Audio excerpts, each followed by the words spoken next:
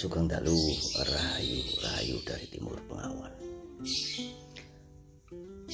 Sugeng dalu sih, sugeng siang.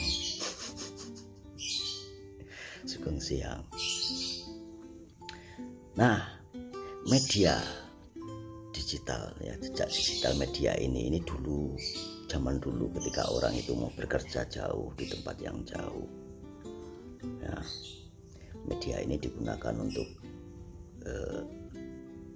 story atau kurikulum vitae telling. Jadi udahlah kamu upload aja dulu, nanti biar dilihat sama perusahaannya, seperti itu dulu. Tapi sekarang media ini digunakan untuk perpustakaan, berbagai macam ilmu, pengetahuan tentang kesehatan, tentang apapun ada di sini. Banyak aplikasi-aplikasi yang bisa dimanfaatkan. Ya, sekarang ada aplikasi beli bensin pakai aplikasi, minyak goreng pakai aplikasi. Nah, ada sebuah aplikasi di mana ketika kamu berjalan, kamu bisa melaporkan bahwa jalanan itu berlubang. Ketika saya ke arah Jawa Barat, waktu itu melalui pantai selatan, jalur selatan.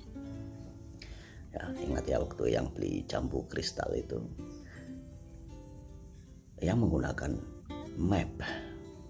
Coba menggunakan map kayak apa. Sebenarnya ya, tahulah lewatnya, udah hafal, tetapi menggunakan map kayak apa. Ada warning di situ, jalan berlubang. Wah, yang pelan-pelan ya, kurang sedikit ya, pelan-pelan.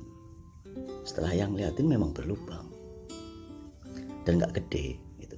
Jadi asik aplikasinya, aplikasi keselamatan itu yang lebih penting, karena jika malam hari lampu tidak ada penerangan, jika kita lewat kencang ya, kena itu berbahaya sekali. Yang warnanya biru, depannya W, aplikasi apa enggak bisa saya sebutkan, nanti dikira iklan ya. Belakangnya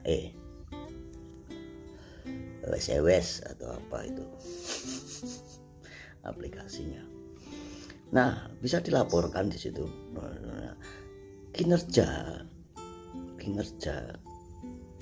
kinerja orang yang bertanggung jawab akan hal itu juga sebenarnya bisa melihat dari situ. Oh, ini udah dilaporkan di sini dan sebagainya. Nah, itu loh maksudnya yang seperti itu, biar mulus jalannya, biar tidak ada yang kecelakaan, karena keselamatan is very important, safety is very important, keselamatan.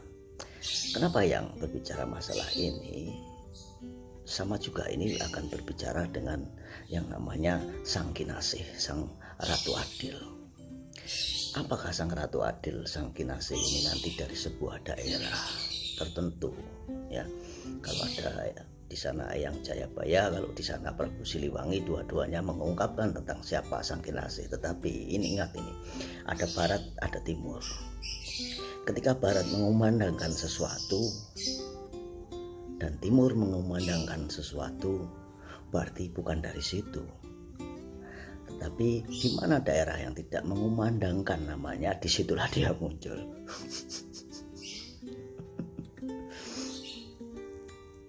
Karena ketika engkau mengagumi sesuatu, maka engkau akan mengumandangkannya.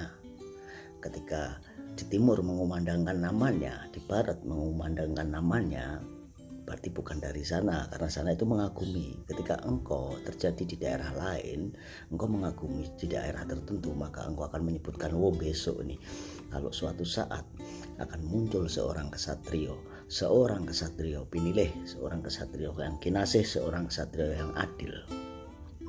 Nah, tapi yang membaca bahwa energinya kesatrio ini terpecah banyak, beliau memecah energinya.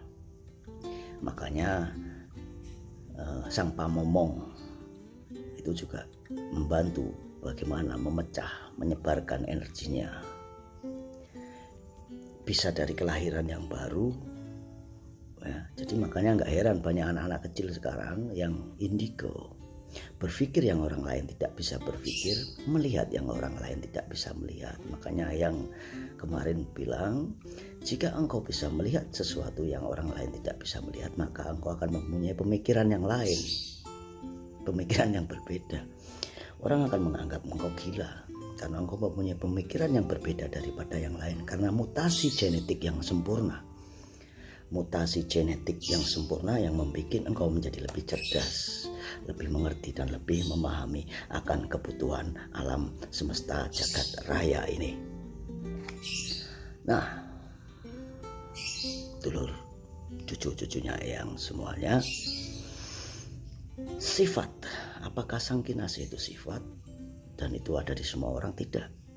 Sang kinasih, sang Ratu Adil menurut kedangkalan spiritual Eyang berdiri sendiri, dan dia mempunyai sosok satu orang, tetapi ketika energinya sudah terpancarkan dibantu oleh sang pamomong menempatkan energinya pada tempat-tempat tertentu, maka nanti ingat ya, cucu-cucunya yang harus ingat, makanya cucu-cucu yang sekarang harus belajar bersamadi.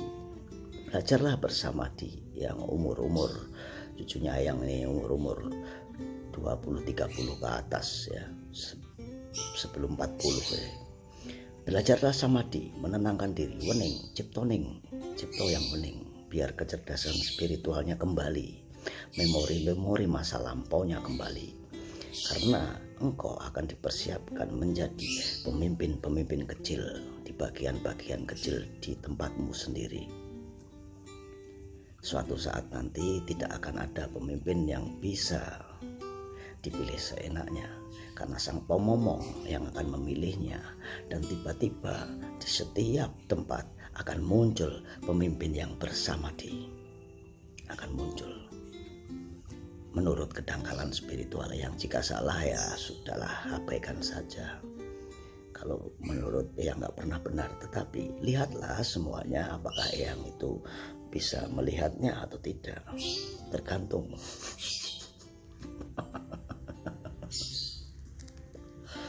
Nanti akan ada generasi penerus yang kecil-kecil ini, yang masih umuran 7 tahun ini dipersiapkan oleh Pak Momong, dan yang umuran 20-40 ini juga akan dipersiapkan, tapi bagi mereka saja yang beruntung. Entah tidak memandang wanita atau pria, tetapi bagi mereka yang bisa membaca nur cahaya ilahi, yang bisa membaca cahaya dalam dirinya yang terkoneksi oleh alam, dan mampu bersamadi.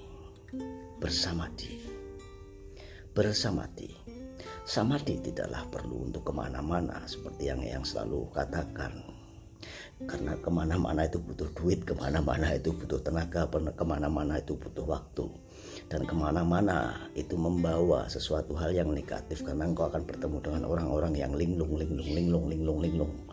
Lebih baik bersamadilah di rumah. Karena proses spiritual adalah proses masing-masing, di mana engkau dengan Sang Maha tidak akan ada campur tangan orang lain. Karena dengan engkau bersamadi pun dengan orang lain, meminta petunjuk orang lain, entah apapun itu, tidak akan bisa dibuka.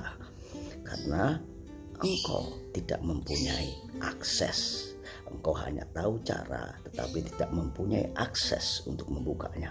Yang bisa membuka itu hanyalah Sang Maha. Dan Sang Maha penilaiannya, kriterianya adalah welas asih, ikhlas, tulus. Itu ikhlas, welas asih, tulus, menjauhkan kamu dari tekanan. Karena ketidaksadaranmu ya, ketika orang pengen sekali menjadi sang satrio, sang kinasih, itu dalam keadaan tertekan. Entah tertekan secara ekonomi, secara batin, dan secara apapun. Jadi keinginannya aku menjadi seorang pemimpin, wah yang dikdaya, yang sakti. Kenapa kamu harus menjadi pemimpin yang dikdaya, yang sakti? Kalau kamu menjadi superhero, kenapa harus menjadi Superman? Kenapa harus menjadi Batman? Kenapa harus menjadi Robin Hood? Karena banyak contoh ya, superhero tidaklah dengan kekerasan, tidaklah dengan powernya, tetapi superhero dengan cinta kasih dan belas asihnya. Seperti Mother Teresa, di mana dia melayani dengan cinta kasihnya. Nggak ada yang mau pasti menjadi superhero seperti beliau. Maunya menampilkan superhero yang bisa mengendalikan alam nih. Petir saya kendalikan, angin saya kendalikan, bumi saya kendalikan, gonjang ganjing.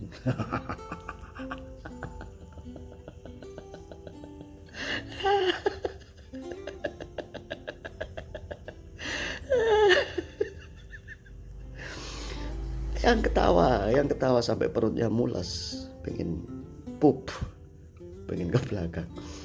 Kenapa?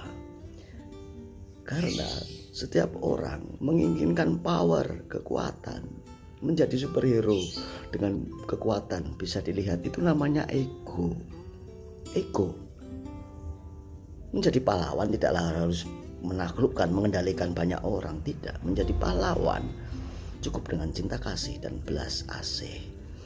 Ya, rahayu dari Timur Bengawan. Janganlah engkau mengendalikan alam, mencoba, itu akan menjadi halusinasi yang besar, ilusi, halusinasi dan delusi, dan akhirnya ya pergi ke rumah sakit, mental hospital. Ya, jadi kendalikanlah saja egomu. Kendalikanlah egomu, cucu-cucuku. Tidak usah bermimpi mengendalikan apapun, karena itu sebenarnya kosong. Ya, tidak akan bisa manusia mengendalikan alam. Yang membentuk kamu itu adalah alam. Ingat, kita seperti ikan. Kita ini makhluk air. Ya, harus diingat. Kamu mau mengendalikan alam, kamu itu makhluk air. Bukan makhluk King Kong atau makhluk monster, tapi makhluk air. Kamu dicipta dari air, dari sebuah sperma yang basah. Dan kamu juga hidup di air. Ingat, ketika air ketuban di perut seorang ibu, disitulah air. Kamu hidup di air. Dari air hidup di air, dan mulailah menjadi katak. Bisa hidup di darat, bisa hidup di air. Makhluk air adalah sang pengendali air. Jadi tidak ada makhluk air menjadi sang pengendali api. Ya, dirimu, eyang, semuanya cucu-cucuku adalah makhluk air. Makhluk air ya jadi air saja. Orang nanti juga kalau ketika kamu mati, cucu-cucuku semuanya kamu jadi air. Ya, makhluk air. Rahayu dari Timur Bengawan.